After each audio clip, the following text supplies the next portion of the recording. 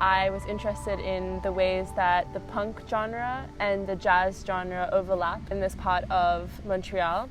Why is it that there's both a jazz hub and a punk hub in the same space? And why is it that punk is a lot more active there right now than jazz? It was traditionally a working class black neighborhood.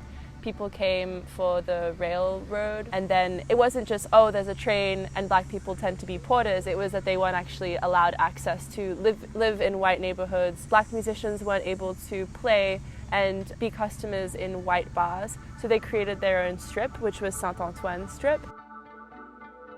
And then the city's like, oh, we're just going to build a highway and no big deal. We're just going to slice across the whole neighborhood and displace hundreds of working class black families. So the fabric of jazz and the fabric of community is just destroyed by the city. The whole area turned into pretty much this like construction site.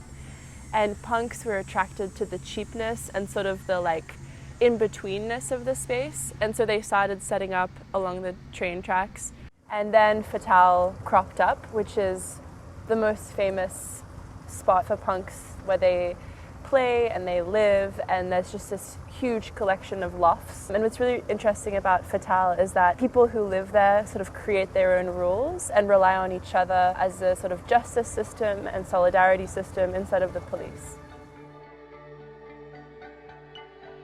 When speaking to one jazz musician, he was saying that these really kind of informal jam sessions that he was organizing that were jazz themed would often attract punks. And punks would say, hey, you know, like, there's not that much difference between punk and jazz. One punk that I spoke to, he was telling me, yeah, like if you take the punk band Spaz, it's basically just like 15 seconds of just like pow, pow, pow, pow. And there's so much happening and it's improvisational and it's really like from the gut. That's not that different than jazz.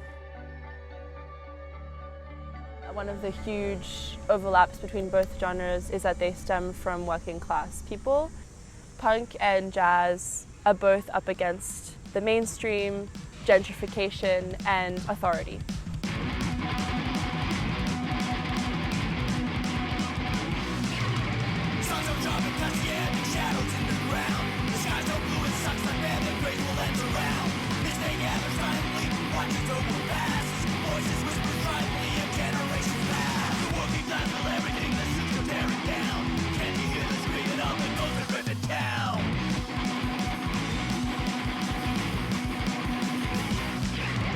Factories and furnaces now skeleton.